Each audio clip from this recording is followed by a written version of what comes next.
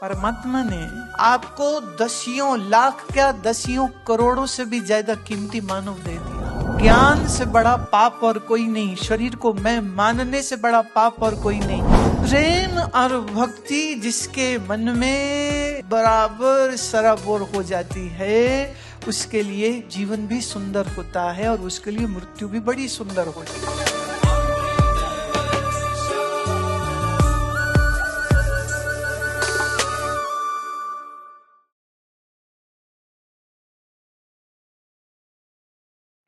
राजा तो हैरान हो गया, अरे वाह, मेरे राज्य के किसान भी इतने समझदार हैं।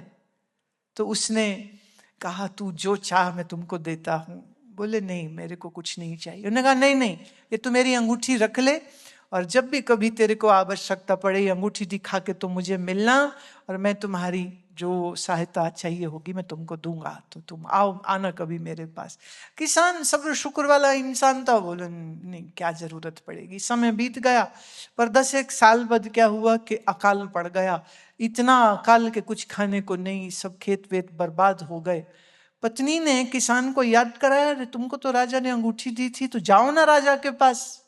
हाँ, गया वो, द्वारपाल को अंगूठी दिखाई कि देखो राजा की अंगूठी है, मुझे राजा से मिलाइए। द्वारपाल बड़े हैरान कि तुम राजा के मित्र हो क्या, चलो महाराजा को मिलाते हैं। वो महाराज को मिला, महाराज को अंगूठी दिखाई, हुजूर आप मिले थे, ये अंगूठी दी थी। बोले हाँ बिल्कुल याद है। बोले बताओ मैं तुम्हारे लिए क्या कर सकता हूँ। कहते मेरे क्षेत्र में बड़ा अकाल पड़ गया है, तो 10 गड्ढे घास के मुझको मिल जाए तो मैं आपका बड़ा ऋणी रहूंगा। राजा ने तो माथे में हाथ मारा, कहते ये जो अंगूठी तूने मुझको दी है, तुझे मालूम है ये अंगूठी का मूल्य क्या है। बोले जी नहीं। बोले ये अंगूठी 10 लाख रुपए की है और तू मेरे से 10 गड्ढे घास मांगने आया, बेवकूफ है तू क्या।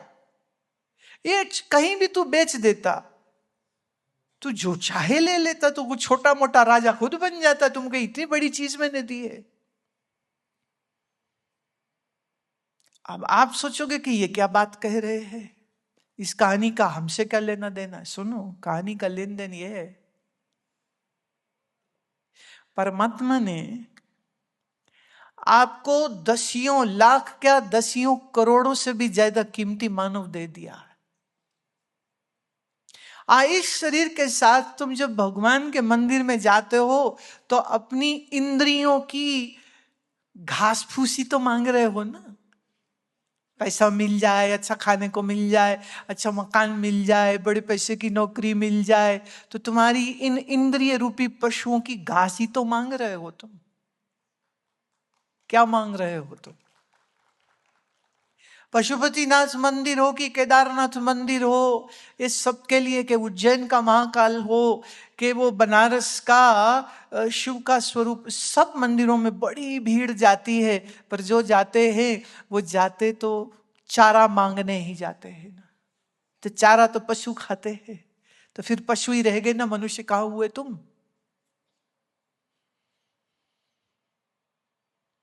आदि शंकर कहते पशु नाम पतिम पाप नाशम परेशम। हे पशुपति नाथ, आपकी कृपा दृष्टि मुझ पर हो तो मेरे पापों का नाश हो जाए। ऐसा कौन मनुष्य है जिससे पाप ना हुए होंगे? क्योंकि पाप जब करते हो तो लाउड स्पीकर पे अनाउंसमेंट थोड़ी करते हो, आज मैंने इतने झूठ बोले, इतनी रिश्वत खाई, इसका कत्ल किया, ऐसा थोड़ी बोलते हो। तुम तो कर देते हो बस, छुपा के किया, पकड़े ना कभी गए, किए तो तुम जानते हो ना। तो जब कहते जाओ तुम शिव के सन्मुख तो पशु नाम पतिम पाप नाशम परेशम, हे शंभो हमारे पापों का नाश हो, हम ये प्रार्थना करते हैं। और अज्ञान से बड़ा पाप और कोई नहीं, शरीर को मैं मानने से बड़ा पाप और कोई नहीं। क्योंकि शरीर को मैं मानते हो तभी तो शरीर के लिए भोग और संसार की वस्तुओं को तुम 100 हजार हजार नैतिक अनैतिक तरीके से सामान इकट्ठा करते फिरते हो। मेरे पापों का नाश हो, कि आप ये प्रार्थना करो कि महादेव गजेंद्रस्य, गजपति अर्थात गणेश। गणेश के लिए कहते जहां से सिर्फ शुभता आती है उसको गणेश कहते। तो हे महादेव, आपकी कृपा दृष्टि होए तो मेरे जीवन में सिर्फ शुभता रह जाए। ये गणपति, गजपति, गणेश की कृपा हो मेरे पर, कि मेरे हृदय में निरंतर तुम्हारा स्मरण और चिंतन बना रहे। ऐसी प्रार्थना हम करते हैं। ये शिव स्तुति वेद सार शिव स्तोत्रम की पहली 2 पंक्तियों के मैं अर्थ दे रही हूं। फिर कह दूं, पाप करके भूल जाना ज्यादा बड़ा पाप होता है। पाप हो गया पर उसका पश्चाताप कर लेना, ये बड़ी बात होती। और हमारे यहां एक ऐसा सिस्टम नहीं है कि किसी पादरी के कान में जाकर के बताओ मैंने ये पाप किया है तो उससे मुझे क्षमा मिल जाए। हमारे यहाँ का तो सिस्टम बहुत ही प्यारा है। वो कहते जाओ तुम मंदिर और अपने भगवान के सन्मुख बोलने की भी जरूरत नहीं, मेरा तेरे दर पर आ जाना ही काफी है, मेरा आंख में आंसू भर रखना ही काफी है, कुछ बोलने कहने की गुंजाइश कहां, मेरी झुकी हुई गर्दन ही बस काफी है। इससे ज्यादा की जरूरत नहीं होती कि महादेव मेरे द्वारा हुए समस्त पापों का नाश हो सके, ऐसी कृपा दृष्टि मुझको मिले। क्यों हम ऐसा क्यों कह रहे हैं कि पापों का नाश हो? वो इसलिए हम कह रहे हैं क्योंकि पाप है जो तुम्हें सत्संग से दूर करता है, पाप है जो तुम्हें महात्मा से दूर करता है, पाप है जो तुमको तुम्हारे गुरु से दूर करता है, पाप बुद्धि है कि दूर रहना अच्छा लगता है और गुरु के पास जाने में मुश्किल होती है क्योंकि 10 काम सिर पर पड़े हैं और वो ये भी भूल जाता है कि मृत्यु घड़ी देख के नहीं आने वाली है। तो प्यारे, गुरु के पास तो भाग भाग के जाओ और संसार से तो थोड़ा कट के ही रहना चाहिए। मैं कुछ ना क्या बोले ना, ये व्हाट्सएप और के ज़माने में कुछ चीज़ें थोड़ी आसान हो गई है। अभी हमारे बहुत प्यारे एक शिष्य इंग्लैंड में थे, तो बीमार हो गए अचानक से और बहुत तकलीफ में चले गए और मेरे को मैसेज आया। अब वो बहुत हमारे प्यारे हैं तो मैंने कहा नहीं, मैं बात करती हूँ, मेरी बात कराओ।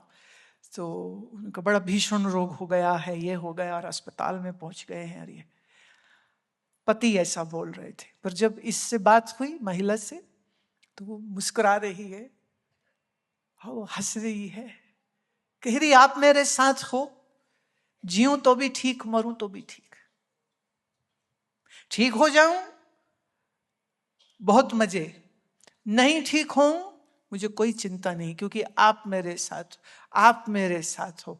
और पीछे उसके बच्चे और उसके पति, उनकी हालत खराब हो रखी है, वो परेशान हो रहे, वो रो रहे हैं, वो चिंतित है और वो ये चाह रहे कि कोई चमत्कार हो जाए कि ये ठीक हो जाए। और वो जो रोगी है वो रोगी कह रहे बार बार कि मुझे कोई चिंता नहीं है, मुझे कोई फिक्र नहीं है।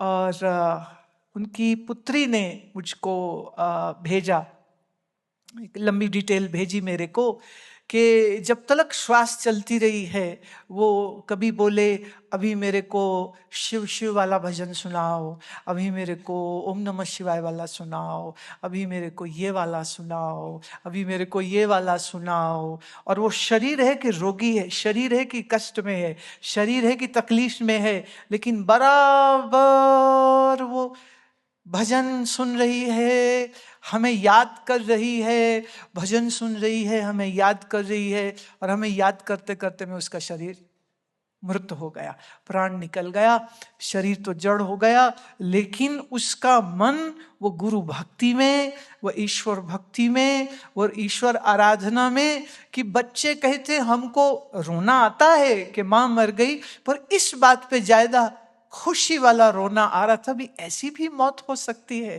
क्या कोई ऐसे भी मर सकता है कि वो श्वास दर श्वास, वो डॉक्टरों को नहीं कह रही कि बचा लो मैं मरना नहीं चाहती, वो बच्चों के ऊपर मोह नहीं कर रही, हाय मेरे बगैर तुम कैसे जियोगे, वो पति को नहीं कह रही मेरे बगैर कैसे जियोगे, वो मात्र गुरु स्मरण कर रही है। और वो शिव के जो हमारे भिन्न भिन्न गाए हुए स्तोत्र है, वो उन स्तोत्रों को सुनना चाह रही है। और वो वही सब सुनते सुनते मन को सुख में रखते हुए, मन को प्रभु भक्ति में रखते हुए, वो आखिरी जो भी उसका समय रहा 2-3 दिन का अस्पताल में, वो उसी में उसने बिता दिया। अभी इसको मैं क्या कहूं, ईश्वर स्मरण करते हुए पर प्राण छूटे अगर, तो निश्चित जानिए अब उसका हाथ तो ईश्वर ने अपने हाथ में ले लिया है। और फिर यात्रा तो आगे चलेगी, क्योंकि आत्मबोध किए बगैर, आत्मा ही ब्रह्म है ये बोध किए बगैर बात तो खत्म नहीं होती। चक्र तो अभी चलेगा, पर चक्र मालूम फिर कैसा चलता है। फिर जो श्री कृष्ण ने गीता में वचन दिया है ना, किसी श्रीमान कुल में जन्म होगा, किसी संत के घर जन्म होगा, कि संत घर में आते होंगे, ऐसे महात्माओं की संगति मिलेगी, ऐसी महात्माओं की संगति करते हुए वो अपनी साधनाओं को करेगा, अधूरी साधना उसकी फिर से पूर्ण होने लग जाएगी। वाह वाह, क्या अद्भुत बात है।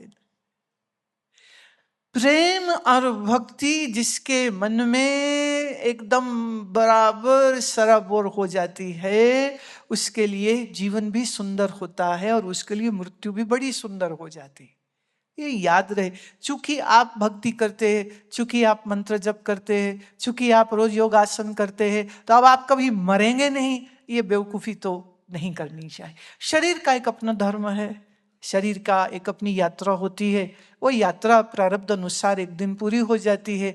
लेकिन जीते हुए पर, जीवन जीते हुए पर हम अपने इंद्रियों के गुलाम ना रहें, हमारे गले में मोह की कोई आसक्ति ना रहे। इसका प्रयत्न तो जीव को ही करना होगा ना। और वही प्रयत्न है जो विज्ञान भैरव तंत्र में देवी के मुख से शुरू होता है, और वो पूछती है कि बता शिव तेरा स्वरूप क्या है, तू कौन है,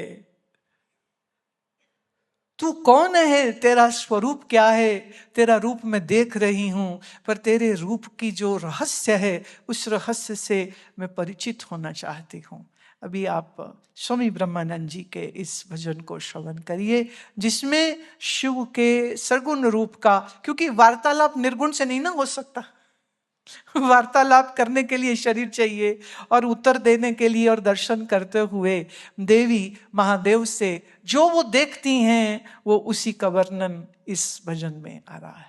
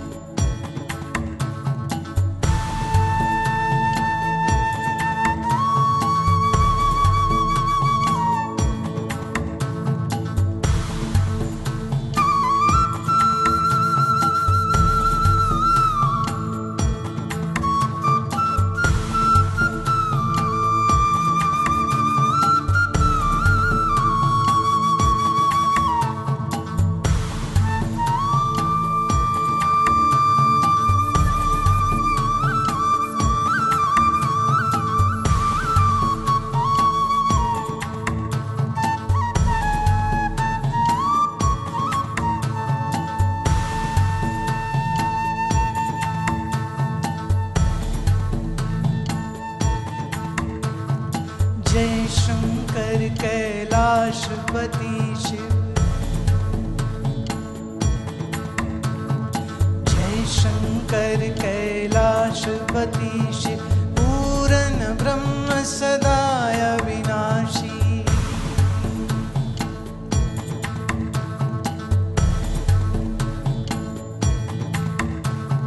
जय शंकर कैलाशपति शिव, जय शंकर कैलाशपति शिव, जय शंकर कैलाशपति शिव, जय शंकर कैलाशपति शिव। पूरन ब्रह्म सदाय विनाशी, पूरन ब्रह्म सदाय विनाशी, पूरन ब्रह्म सदाय विनाशी, पूरन ब्रह्म सदा विनाशी।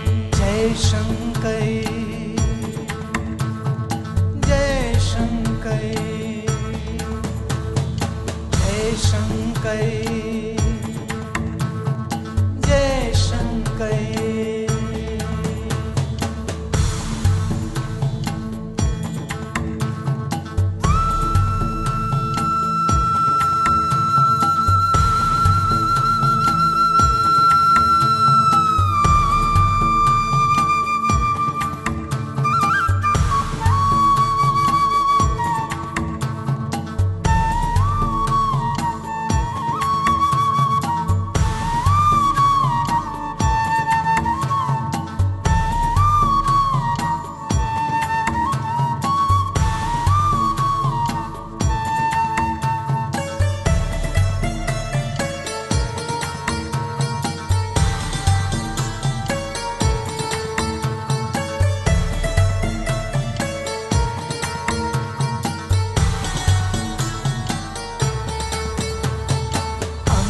विभूति गले मुंडमाला, अंग विभूति गले मुंडमाला, अंग विभूति गले मुंडमाला, अंग विभूति गले मुंडमाला।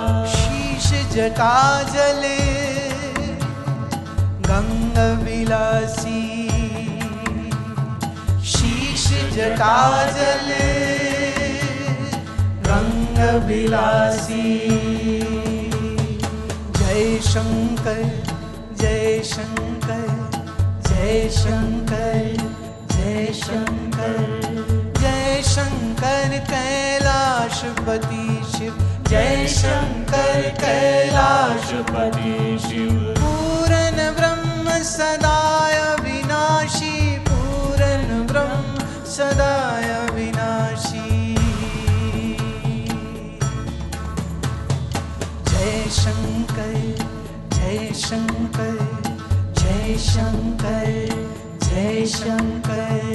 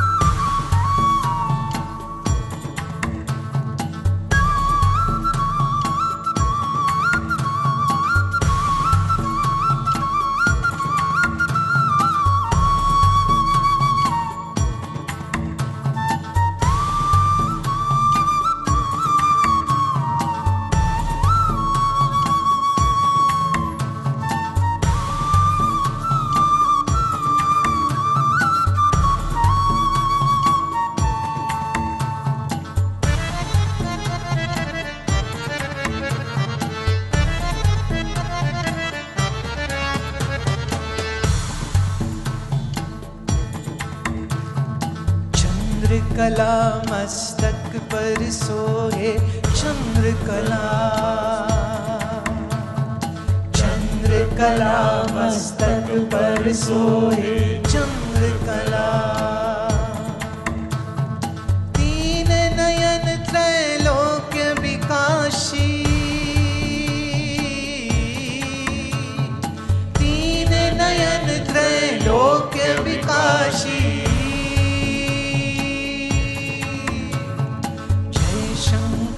कैलाशपति शिव जय शंकर, जय शंकर कैलाशपति शिव जय शंकर, जय शंकर कैलाशपति शिव जय शंकर, जय शंकर कैलाशपति शिव जय शंकर।